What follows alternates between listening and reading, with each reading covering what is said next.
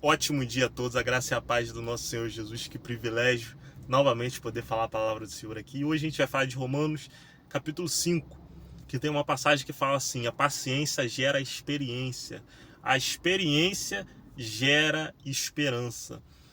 Então, meus amigos, fazendo um link com essa passagem maravilhosa, a gente vê que os grandes homens da Bíblia, eles tiveram que ter paciência, passaram por um processo muitas vezes doloroso, longo, até a palavra do Senhor se cumprir. E eu gosto de sempre dar exemplos aqui para as pessoas acharem que eu não estou falando da minha cabeça, mas estou falando da Bíblia. Olha o exemplo que eu vou falar.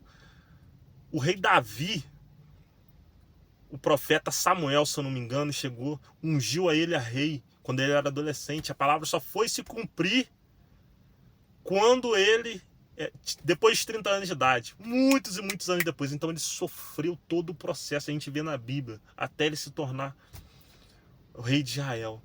Outro exemplo, José do Egito. Para mim é um dos grandes homens da Bíblia, José do Egito. E um dos homens mais injustiçados da Bíblia, você não vê em momento nenhum ele reclamar contra Deus. Pelo contrário, ele foi vendido pelos seus irmãos, virou escravo.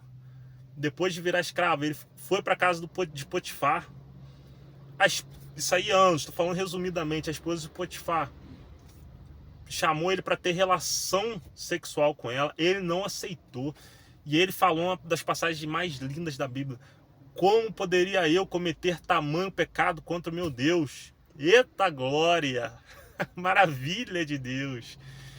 Então ele é um homem reto. Deus testando o coração a todo momento. Testou o coração de rei Davi, testando o coração de José, entendeu? E José, injustamente, a esposa de Potifar, José fugiu, deixou a roupa dele com a esposa do rei Potifar, com a esposa do Potifar, e ela, com a roupa dele, falou: olha aqui, ó, tá dando em cima de mim, tá tentando ter relação comigo. E Potifar, o que Potifar faz? Manda pra prisão de novo. Aí fica na prisão, vai pra prisão. Depois da prisão, ele adivinha o sonho, resumindo, né, do faraó. Aí depois o faraó convida ele para ser o governador do Egito. Então, depois do grande faraó, José do Egito era o número 1 do Egito. Ele mandava em tudo. O faraó era acima de José, mas José, pela inteligência, pelo favor do Senhor, todo momento você vê, ele estava na prisão, mas tinha o favor do Senhor. Deus era com José, todo momento você vê isso. Então ele ainda era maior que faraó em inteligência, tanto que 7 anos de fartura, depois 7 anos sem ter nada, ele conseguiu administrar. Todos os povos que vinham pedir alimento, mantimento, ele conseguiu administrar. Falou: não, eu vou te vender aqui esse alimento com justiça. Não troca por gado. Então, se a gente lê Gênesis, a gente vê isso. E a gente não vê nenhum momento, nenhum povo reclamando: você foi injusto, você foi... Não, pelo contrário, ele conseguiu administrar. Você imagina você administrar a cidade aqui que eu moro, moro não, né? É a minha cidade natal, que eu tô nesse momento, Nova Friburgo.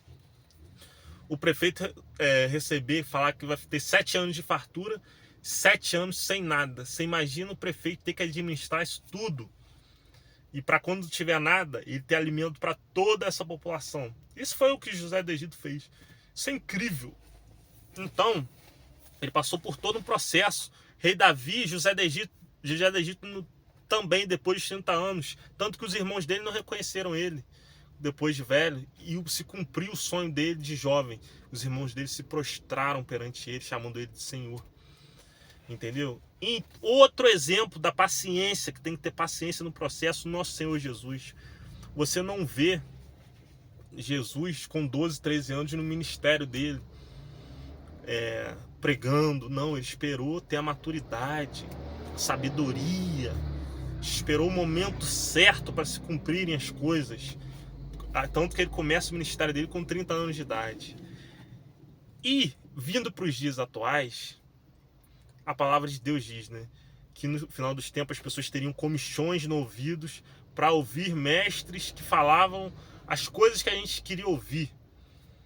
Então a gente vê hoje jovens de 13 anos com cabelo com gel, camisa social, olhar altivo, olhar soberba, adivinhando CPF, adivinhando o nome das pessoas, mas não prega a palavra de Deus. O problema não é ser jovem, gente.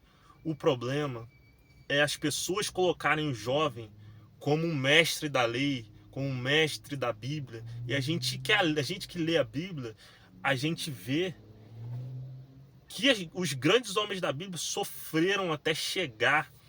Deus testou o coração deles até Deus dar autoridade espiritual, autoridade emocional, autoridade em todos os ramos, para que ele possa cumprir o ministério. Você vê o José do Egito que eu falei, você vê o rei Davi e tantos outros na Bíblia, entendeu?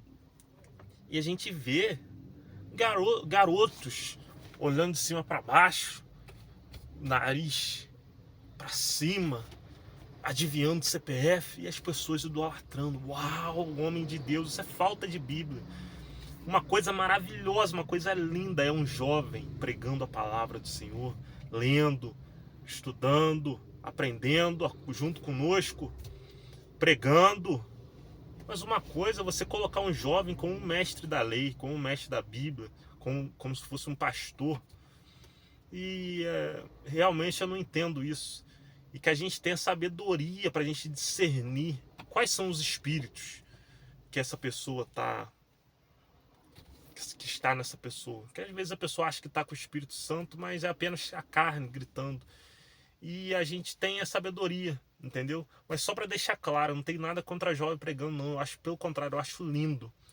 Uma coisa é o jovem pregar e o jovem tá ali para aprender, que ele é um jovem. Outra coisa é o jovem querer, com 13 anos, 14 anos, levantarem ele como se ele fosse um líder de sabedoria.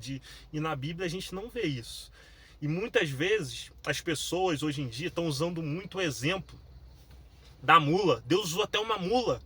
E aí qualquer coisa, aí a pessoa vai pro carnaval. Não, mas Deus pode usar uma pessoa no carnaval para me usar. Deus usou uma mula, faz o que quiser e tal. Não, mas poxa, é uma criança que tá adivinhando o CPF, mas Deus usou uma mula.